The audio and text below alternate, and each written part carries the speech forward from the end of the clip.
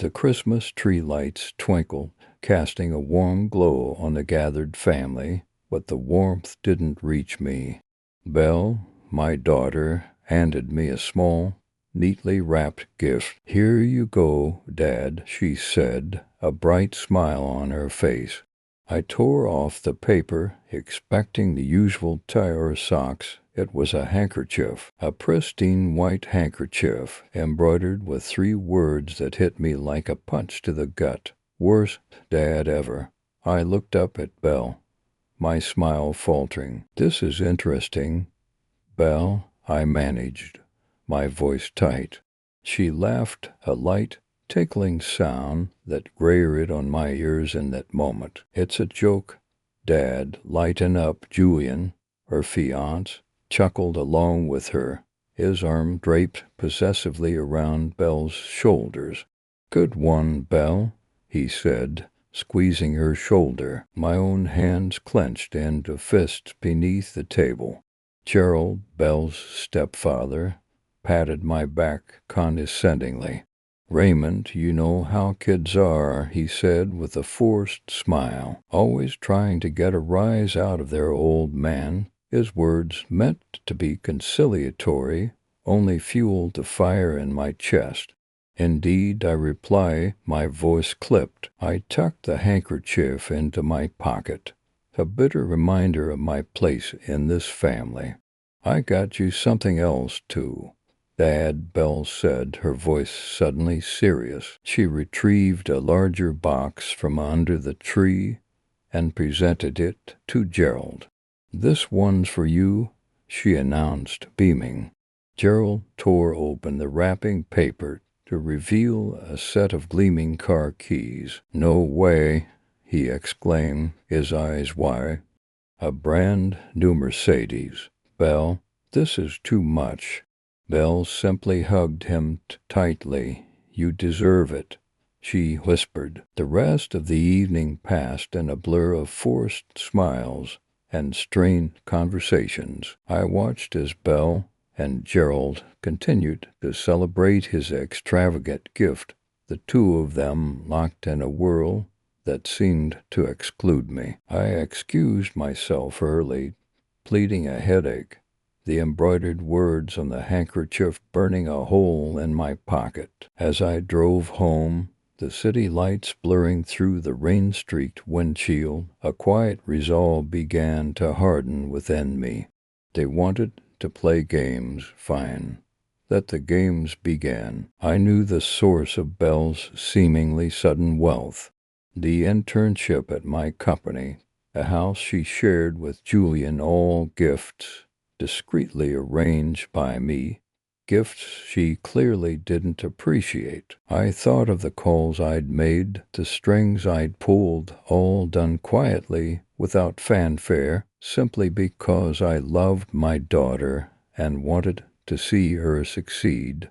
And this was the thanks I got: a public humiliation orchestrated by the very person I had worked so tirelessly to support. The thought left a bitter taste in my mouth, but as the anger subsided, it was replaced by a cold, calculating calm.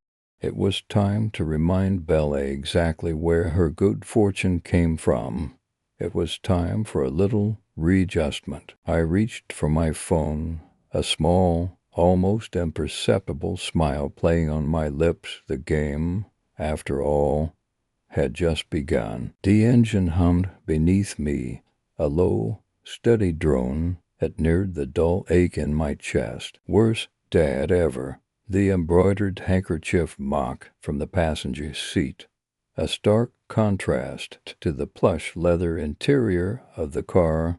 Belle's parting gift, a cruel joke, she'd called it, a little jab at my infamous over-seriousness, but the forced laughter in her eyes as she handed it over, the way she'd practically shoved me out the door to make room for Gerald and his boisterous family, that wasn't a joke, that was a dismissal. I gripped the steering wheel, the leather cold and smooth beneath my fingers. I hadn't even made it out of their driveway before Gerald's new, ridiculously oversized The SUV pulled in, horns blaring, filled with his cheering relatives. Belle had given him the car as an early Christmas gift. A little something to show my appreciation, she'd announced, beaming, while I sat there with my handkerchief, feeling like a forgotten relic. The street lights blurred past, the orange glow reflecting on the wet asphalt. Rain had started just as I left, a fitting end to the evening. I replayed the scene in my head, searching for a moment, a single word, where Belle had acknowledged me as anything more than a guest in her life. "Dad, can you pass the gravy?" she'd asked, her tone polite, distant. It was the only time she'd addressed me directly all night. Even Julian, her fiancé, had received more warmth. "Julian, darling, would you like some more wine?" she'd cooed, topping off his glass.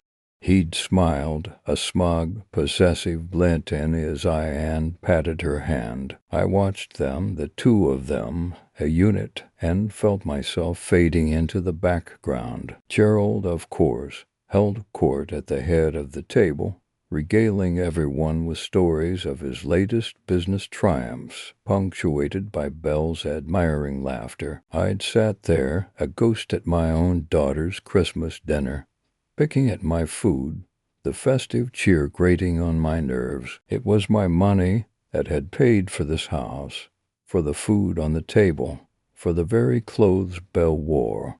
Yet here I was, an outsider looking in, reduced to the role of a silent benefactor. I'd always provided for Belle, quietly ensuring she had everything she needed. The down payment on this house, the internship at my company that she bragged about to everyone, even the sleek little sports car she drove, all gifts from me, given without fanfare, without expectation.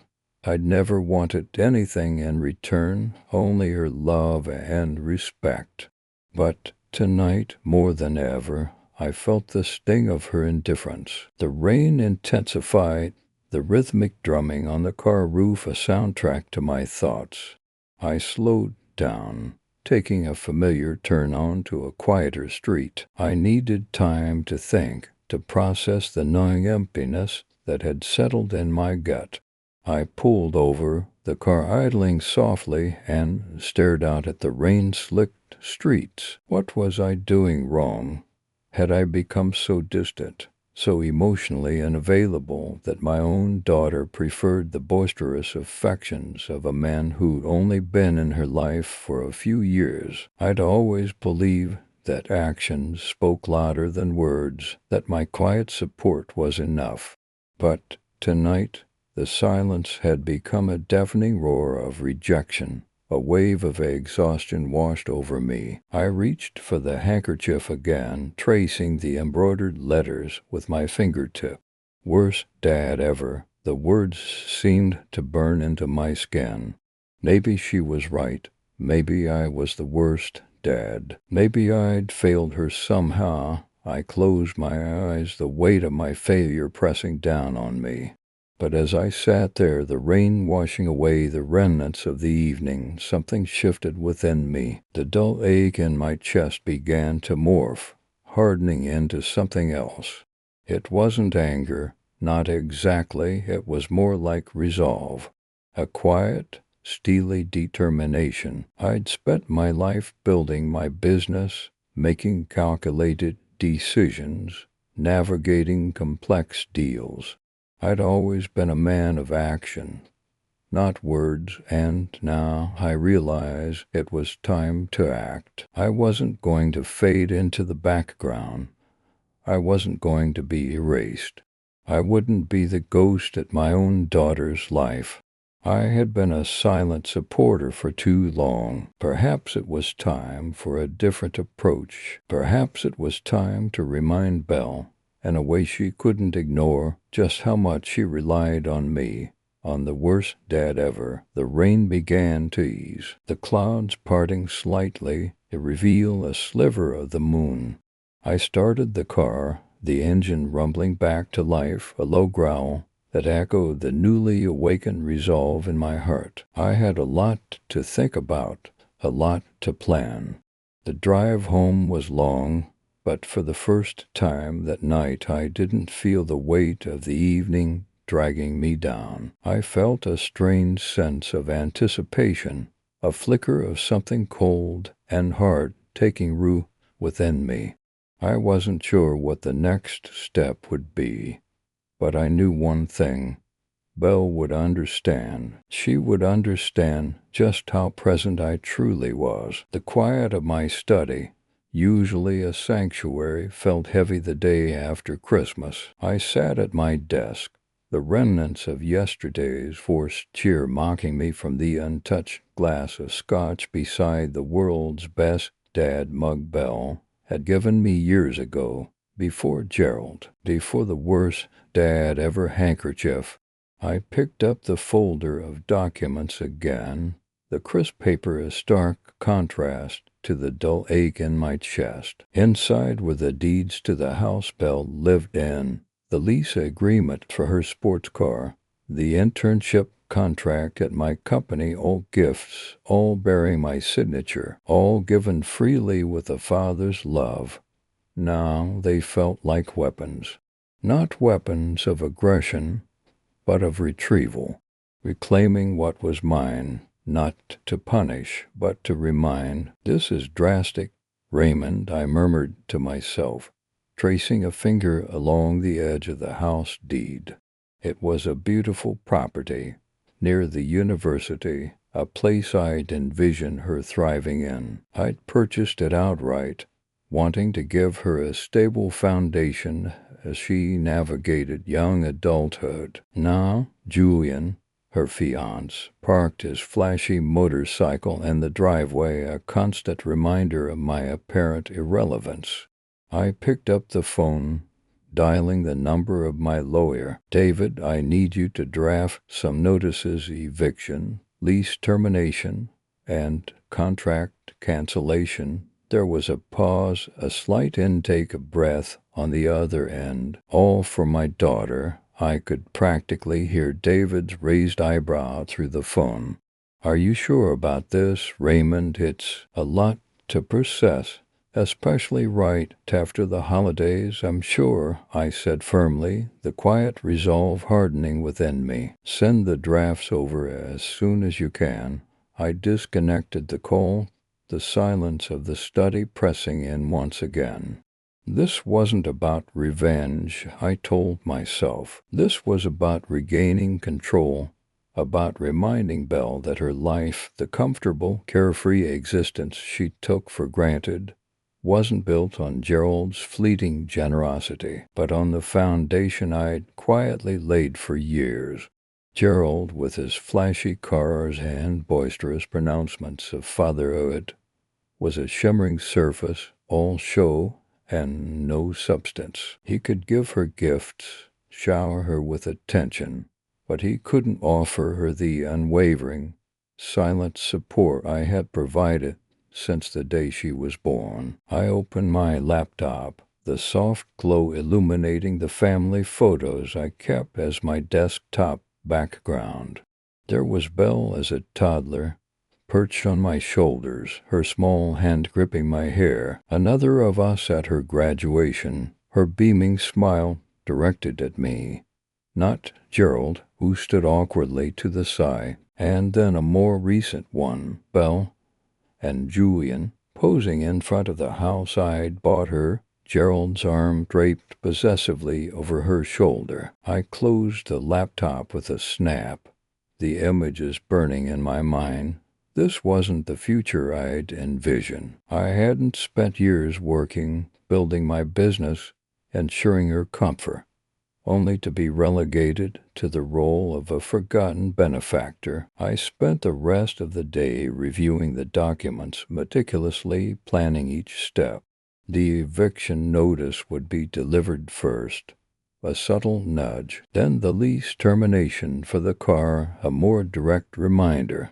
Finally, the internship cancellation, a severing of the professional connection I had fostered, hoping she'd follow in my footsteps. Each action was carefully calibrated, designed not to crush her, but to awaken her, to make her realize the invisible hand that had been supporting her all along, to make her question the foundation upon which she'd built her life, the superficial security offered by Gerald. As the winter sun began to set, casting long shadows across my study, I felt a strange sense of calm settle over me. This wasn't the joyous aftermath of Christmas I'd hoped for, but it was a beginning, a reclaiming of my role, not as the worst dad ever, but as the constant, the unwavering presence in Belle's life. Whether she recognized it or not, soon she would. Soon the silence would be broken, not by forced holiday cheer, but by the realization of a truth she'd been blinded to. And in that realization, perhaps a reconciliation could begin. I poured myself a glass of scotch, the amber liquid catching the last rays of the setting sun, a silent toast to the future, to the inevitable moment when the phone would ring and Belle's voice, filled with panic and regret, would finally call out for me. The silence in my office felt heavier than usual. Christmas had come and gone, leaving a bitter taste in my mouth. Belle's worst dad ever handkerchief still sat on my desk, a stark reminder of the chasm that had opened between us. I picked up the phone and dialed my lawyer, Mr. Thompson. "Thompson, it's Raymond," I said, my voice tight.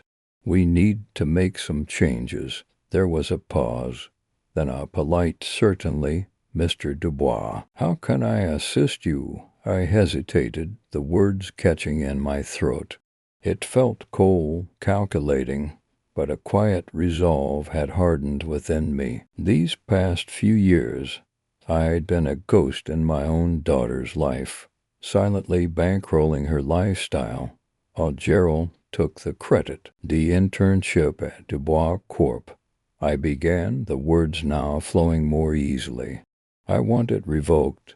There was a slight intake of breath on the other end of the line. "Sir, are you sure, Ms. Dubois is showing great promise." He'd always been a cautious man. "Thompson, I'm aware of her performance," I replied curtly, "but the position is no longer available."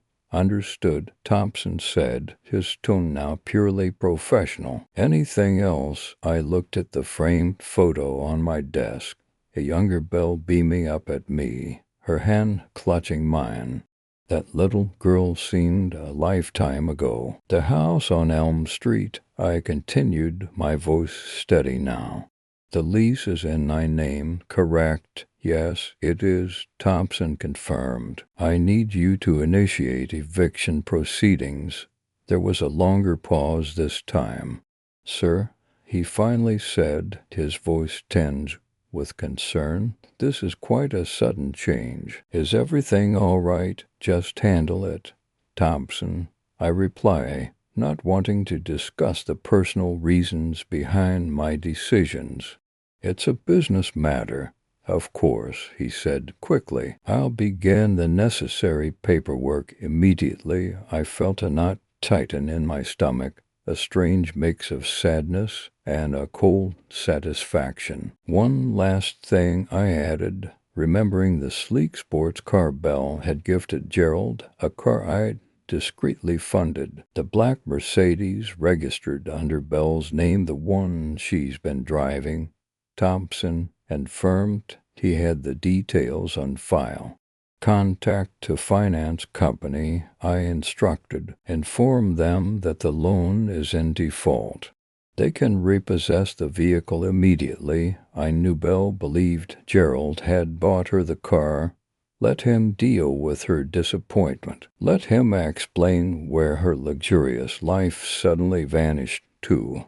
"Understood, Mr. Dubois," Thompson responded, his voice neutral. "I will take care of everything." "Thank you, Thompson," I said, ending the call. The silence returned, but it no longer felt heavy. Now it felt like the quiet before a storm. I swiveled my chair to face the window overlooking the sprawling city. I'd built my empire from the ground up, and I had provided for Belle in ways she couldn't even comprehend. I had been a silent guardian angel, watching from the sidelines as another man took the credit for my generosity. But no more. It was time for Belle to understand the true source of her comfort, to face the consequences of her choices, and perhaps, just perhaps, to finally see me. The thought of her confusion, her desperation, brought a flicker of something I hadn't felt in a long time, a sense of control. The game was afoot, and I held all the cards. The new year was just around the corner, and I have a feeling it was going to be very interesting indeed. The silence in the house was almost deafening. Days had passed since Christmas, that hollow echo of a day ere Belle, my own daughter, handed me a handkerchief embroidered with the words "worst dad ever." It was Gerald, of course, who roared with laughter, clapping Belle on the back as if she'd just delivered the punchline of the century. "Good one, kiddo," he'd boom, his voice echoing in my memory now, a grating reminder of the casual cruelty of it all. I'd swallowed my own hurt, managed a tight smile, and I excused myself early, the handkerchief crumpled in my pocket, a physical manifestation of the lump in my throat. Now I sat by the phone, waiting. The silence was a loaded one, pregnant with anticipation. I knew it was only a matter of time. The clock ticked, each second an excruciating drip of waiting. I poured myself another scotch, the amber liquid swirling in the glass, mirroring the turbulent emotions swirling within me. Had I been a fool? Years of quiet support, providing for Belle, ensuring her comfort and security, all met with this disdain. The house, the car, the prestigious internship at my company, all gifts, freely given, now tainted with the bitter taste of ingratitude. I picked up a frame photo of Belle as a child, her gap-toothed grin radiating pure joy. Daddy's girl, she used to call herself, clinging to my leg like a little koala. Where had that girl gone? The phone rang, jarring me from my reverie. I let it ring twice, 3 times, letting the anticipation build before picking up. "Hello?" I answered, my voice steady, betraying none of the turmoil within. "Dad." Belle's voice was hesitant, a tremor of uncertainty I hadn't heard in years. "I am not sure what's going on, but I got a call from HR. They said my internship's been terminated. Effective immediately." I paused, taking a slow sip of my scotch. "Is that so?" I replied, keeping my voice carefully neutral. "Yes. They said it was a budgetary decision, but that doesn't make any sense. Julian's uncle practically runs the department." She sounded close to tears. Julian. Always Julian. It was always Julian now. "I wouldn't know anything about that, Belle," I said, feigning ignorance. "Personnel matters are handled internally. But you're the CEO, Dad. You have to know something. I oversee a large corporation, Belle. I don't micromanage every hiring and firing." There was a silence on the other end, a heavy, charged silence. I could almost hear the gears turning in her head. "There has to be some mistake," she finally said, her voice weaker now. "I've been working so hard." "Perhaps," I replied noncommittally. "These things happen." I took another sip of my scotch, the silence stretching between us. I knew there was more to come. I could feel it. And then, just as I expected, came the second blow. "Dad," Belle's voice was barely a whisper now, thick with panic. Something else happened. I went to start the car this morning, and it wouldn't turn over. The dealership said the finance company repossessed it. Repossessed? I feigned surprise, though inside a cold satisfaction began to bloom. That's unusual. Are you sure? Yes, they towed it away. I don't understand. The payments were always up to date. I don't know what to do. Her voice cracked. Well, Belle, I said, my voice still carefully measured. Perhaps this is a sign you need to be more responsible with your finances.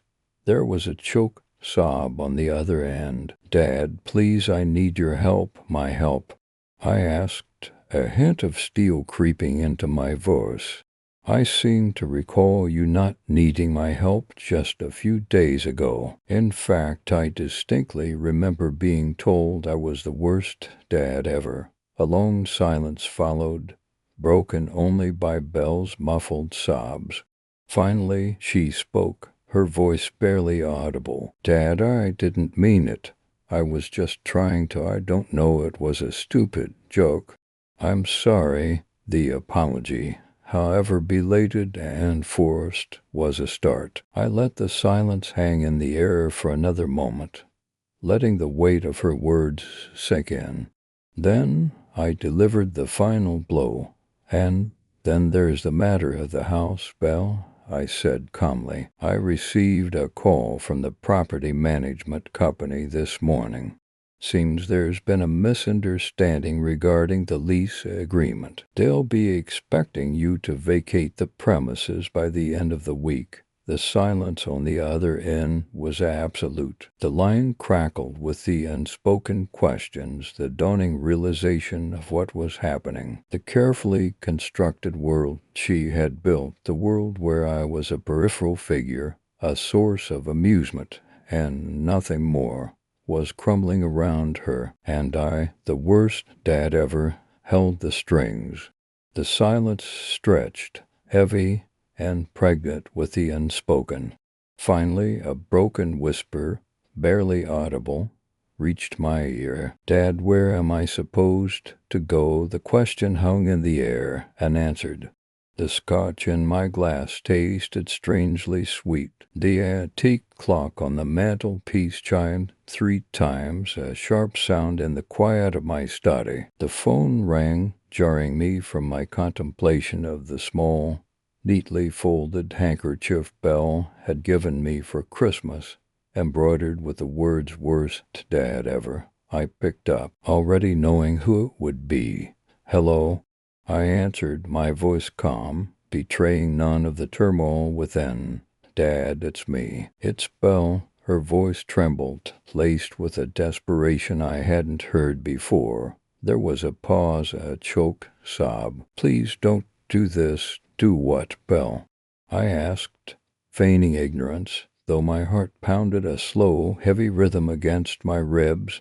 This thing you're doing, taking everything away. Her voice was thin, reedy. The internship, the house, the car. I let silence hang in the air, letting her words sink in. I don't know what you mean, Belle, I said finally, my voice still even. Perhaps you could explain. The internship, she repeated, her voice rising in pitch. They called me, said there'd been a restructuring. My position was eliminated. Unfortunate, I murmured, the faintest hint of satisfaction creeping into my tone. But these things happen, Belle. The business world is a fickle place. I had, of course, orchestrated the entire restructuring with a single phone call. My company, my rules. But the house, she continued, her voice now cracking with panic, I got an eviction notice. They said the lease wasn't being renewed. Julian and I, we have nowhere to go. The lease. I questioned innocently. I wasn't aware you had a lease. I owned that property outright, Belle. A little gift for your 21st birthday, remember? I could almost hear her gasp on the other end of the line. But "But you said it was mine," she stammered. "You signed it over. I allowed you to live there, Belle." I corrected gently, "A privilege, not a right, one I clearly revoked when I instructed the property management company to issue the eviction notice." I paused. "You should have cherished that gift more, Belle. Perhaps treated your father with a little more respect." "And the car," she whispered, the fight seeming to drain out of her. "It won't start, the dealership said the finance company repossessed it." "Ah, yes, the car," I said, a small, dry smile playing on my lips. "Such a generous gift from Gerald, wasn't it? A top-of-the-line model. He certainly spared no expense. It was for me, Dad," she pleaded. "He did it for me, indeed," I agreed. "And I'm sure he'll be thrilled to learn that the finance company, a subsidiary of, shall we say, a certain corporation I happen to own, has taken it back." Silence stretched between us, thick with unspoken accusations and regrets. I could hear Belle's shallow breaths on the other end of the line. The realization of the web I had woven, the quiet power I wielded, was finally sinking in. The worst Dad ever had just orchestrated the collapse of her carefully constructed world. "Dad," she began, her voice now small and hesitant, stripped of its earlier defiance. "I didn't mean the handkerchief." I waited, letting the silence amplify her discomfort. "It was a joke," she continued, her voice barely a whisper. "A stupid, thoughtless joke. Gerald, he put me up to it. He said you wouldn't even notice." "Oh, I noticed, Belle," I assured her, my voice low and steady. "I noticed everything." I glanced at the calendar on my desk. Christmas was just a week past, the sting of her casual cruelty still fresh. But now a new feeling was beginning to take root, a sense of quiet satisfaction. This wasn't just about the handkerchief or the car or even the house. This was about respect, about acknowledging the invisible hand that had supported her, cushioned her fall for all these years, an invisible hand she now desperately needed. "What do you want me to do, Dad?" she finally asked, the question hanging in the air, heavy with the weight of her newfound vulnerability. I looked out the window at the winter landscape, the bare branches of the trees silhouetted against the darkening sky. The first flakes of snow began to fall, swirling gently in the wind. A new plan began to form in my mind, a plan not of revenge, but of reconstruction. A plan to rebuild our relationship, brick by brick, on a foundation of respect and understanding. "We'll talk, Belle," I said finally, my voice softening just a fraction. "Tomorrow. Come to my office. We have a lot to discuss." And with that, I hung up the phone, leaving her suspended in uncertainty, the faintest glimmer of hope flickering in the ashes of her shattered world. The leather of my armchair felt cool against my skin. I swirled the amber liquid in my glass, the eyes clicking softly, a counterpoint to the insistent ringing of the phone. I let it ring a few more times before picking up. "Hello," I answered, my voice neutral. A choked sob met my ear, followed by a desperate, "Dad." "It's Belle." Her voice was thick with tears, a stark contrast to the flippant tone she'd used at Christmas. "Dad, don't know what to do," she stammered. "They said I have to leave the house, and the internship rescinded the offer. They said there was a misunderstanding." I took a slow sip of my drink, the silence stretching between us. "What about Julian?" I asked, my voice still carefully measured. "He can't help." Another sob, as furious. "He says the car is gone, repossessed. He says it was all a lie." I could almost picture her, crumpled and defeated, the bravado she usually wore stripped away. A lie, I echoed softly. What do you mean, Belle? The houseth cart internship, Julian said. You promised it all. He said it was part of the dowry, she whispered, the words laced with shame. A dowry, I repeated, feigning surprise. Belle, I never promised anything of the sort. I certainly didn't offer a dowry. More silence, broken only by her ragged breathing. Then a small, hesitant voice. But the leaseth car payments, the internship offer letter, it all came from your office. Julian saw it. My office handles a lot of paperwork, Belle, I said gently. It seems there's been a misunderstanding. Perhaps Julian misinterpreted some things. A long, shuddering breath came from the other end of the line. Dad, she began, her voice barely a whisper, to saw the handkerchief you gave me for Christmas. The one that said worst Dad ever.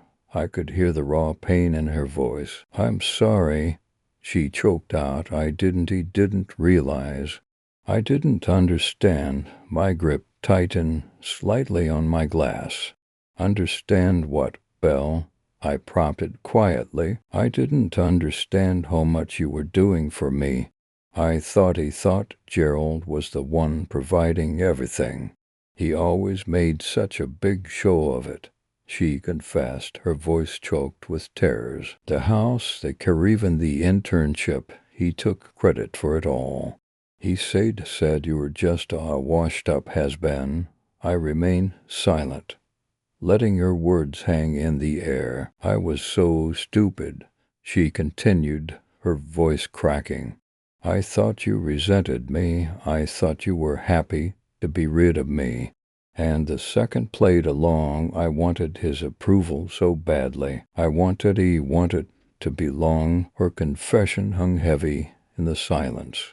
I'm so sorry, Dad, she repeated, her voice barely audible. I didn't realize how cruel it was. I didn't realize how much you were still doing for me, even after everything. I closed my eyes for a moment, the weight of her words settling in my chest. The humiliation I felt on Christmas Day, the quiet resolve that followed, the carefully orchestrated plan, it all led to this moment. Her apology, her realization, her desperate plea. I took another slow sip of my drink, the ice clinking a delicate melody against the glass. Belle, I said finally, my voice softened, we need to talk. Rain lashed against the kitchen window, mimicking the turmoil I felt inside. I poured myself another coffee, the bitter taste strangely comforting. My phone buzzed. It was Belle. Dad, she began, her voice trembling. Can we talk? Of course, Belle, I reply, trying to keep my voice neutral. Where are you? I'm at a motel. Julian and we have nowhere to go. A knot tightened in my stomach. Part of me wanted to lash out, to remind her of the Christmas handkerchief, the worst Dad ever inscription burned into my memory. But another part of me, the part that had quietly funded her comfortable life, felt a pang of pity. What happened? I asked. The internship, she choked out. They rescinded it. Said there was a restructuring. I took a slow sip of coffee, the warmth spreading through me. I see, I said, my voice carefully measured. And the house, I ventured, already knowing the answer. The landlord, he said the lease wasn't valid. He's changing the locks tomorrow. Silence hung heavy between us, punctuated only by the rhythmic drumming of the rain. Dad, she whispered, I don't understand. Everything was fine. What's going on? Belle, I sigh, setting the mug down on the counter. Do you remember that conversation we had years ago? About trust funds, about setting up a stable future for you. She was silent for a moment, vaguely, she admitted. I was pretty young then. Well, I continued. Those funds, that house, that car, that internship, they were all contingent on certain conditions. Conditions that, unfortunately, haven't been met. Another silence. Then a choked sob. Dad, what are you saying? I'm saying, I reply, my voice firm, but not unkind, that the company offer your internship. I own it, the house, I own it, the car, also mine, she gasped. But why? Why? I repeated, a hint of steel creeping into my voice. Perhaps you should ask yourself that question, Belle. Think back to Christmas. Think about the gift you gave me. Think about who you chose to celebrate with, who you chose to prioritize. Her sobs intensified. Dad, I was stupid. I was trying to, I don't know. I thought. She trailed off, unable to articulate her thoughts. You thought Gerald was your father. I finished for her, the words tasting like ash in my mouth. He's been a good stepfather to you, Belle. I won't deny that, but I am your father, and I've been here, all along, quietly supporting you, hoping foolishly, perhaps, that you'd notice, that you'd appreciate it. I do appreciate it, she cried. I do now. I see it now. Dad, please, I'm so sorry. What can I do? What can you do? I echoed, staring out at the rain-streaked window. I spent years, Belle, I said softly, just hoping you'd call me Dad again. Just Dad. The silence stretched, thick and heavy with unspoken words, with years of accumulated hurt and resentment. Finally, she spoke, her voice barely a whisper. Dad, she said, and this time the word held a weight, a sincerity, that it hadn't carried in years. Please, help me. I closed my eyes, the word resonating deep within me. Help me. It was a start. The phone buzzed on my desk, vibrating against the polished wood. It was Belle again. Dad, please, she sobbed, her voice cracking with desperation. I need to see you. I need to talk to you in person, please. Her first call, just a few hours prior, had been a whirlwind of accusations and panic questions. The internship, the house, my car. What is going on? She had demanded. I had simply told her that some things had been rearranged. Now, listening to the raw fear and regret in her voice, I felt a flicker of something I hadn't realized. I had missed a connection with my daughter, however strained. Belle, I said, keeping my voice level, what do you want to talk about? A long pause hung in the air, broken only by her choked sobs. Everything, she whispered. I messed up. I messed up so badly. I hesitated, then told her to come over. I had a feeling this conversation was going to be more than just an apology. I wanted to see the look on her face when she realized the extent of what she had lost, and more importantly, what she had taken for granted. While I waited for her, I poured myself a glass of scotch, the amber liquid catching the light filtering through the window. My study, once a shared space filled with Belle's childhood drawings and school projects, now felt stark and empty. I hadn't consciously removed them, but they had gradually disappeared over the years, replaced by the echoing silence of our strained relationship. The Christmas gift, the handkerchief embroidered with "Worst Dad Ever," still lay tucked away in a drawer.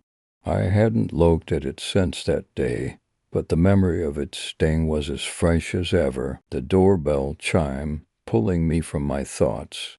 I took a slow sip of my drink, then went to open the door. Belle stood on the doorstep, her eyes red and swollen, her usual carefully styled hair disheveled. Julian wasn't with her.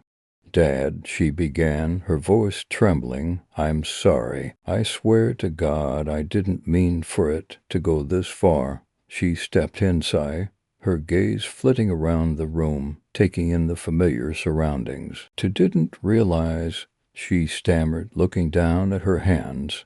I didn't understand. Didn't understand what, Belle? I asked, keeping my tone neutral. I wanted her to articulate her mistakes, to truly acknowledge the hurt she had caused. I didn't understand how much you did for me, she finally said, meeting my gaze. The internship, the house, the car, I thought Gerald had arranged everything. He led me to believe. Her voice trailed off, and she looked away again, shamefaced. He always made it seem like he was the one taking care of me, providing for me. A bitter laugh escaped her lips. He was taking credit for your generosity, Dad, and I was so blind, so stupid, that I believed him. I remained silent, letting her words hang in the air. It was difficult to hear this confirmation of my suspicions, to see how effectively Gerald had manipulated both Belle and the narrative of their lives. He told me you were distant, uninvolved. She continued, her voice barely above a whisper. He said you were holding back resources, that you didn't care about my future. He made me believe you were happy to be out of the picture. Tears streamed down her cheeks now, and she swiped at them angrily. And I let him poison my mind against you and Christmas. I asked quietly, the memory of the hurtful gift resurfacing. The handkerchief. She flinched as if I had struck her. That was Gerald's idea. She confessed, her voice barely audible. He said it would be a funny joke, a way to show you how close we were. I went along with it. I thought it wouldn't matter. I never thought you'd actually be hurt. She looked up at me, her eyes pleading. I was so wrong. I was so unbelievably stupid.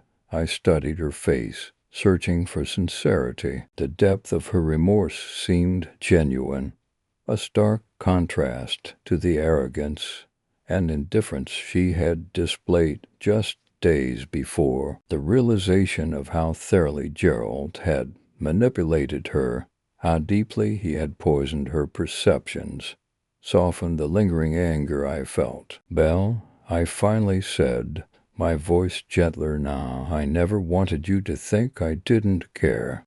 I've always been here, supporting you in the background. Perhaps I haven't always been as vocal as Gerald, but my actions have always spoken louder than his words. I paused, letting that sink in. Do you remember when you were little, and you wanted that ridiculously expensive dollhouse? A faint smile flickered across her face. Gerald told you I refused to buy it. He said it was too frivolous, but it mysteriously appeared under the Christmas tree anyway, didn't it? She nodded, a tearful smile gracing her lips now. I thought he had changed his mind. He took the credit, Belle, just like he took the credit for everything else I've done for you. I walked over to the bar and refilled my glass, offering her a drink. She shook her head, still absorbing the revelations of the past few hours. I set up that internship, Belle. I paid for this house. I bought you that car. Everything you thought Gerald provided came from me. Her eyes widened, a mixture of shock and disbelief swirling within them. But why? She whispered. Why didn't you tell me? I wanted you to have those things, Belle. I wanted you to succeed. But I didn't need the credit. I didn't need the recognition. My reward was seeing you happy. I paused, then added, and perhaps I was waiting for you to realize it on your own. She looked around the room again, her gaze lingering on the empty spaces where her childhood memories once resided.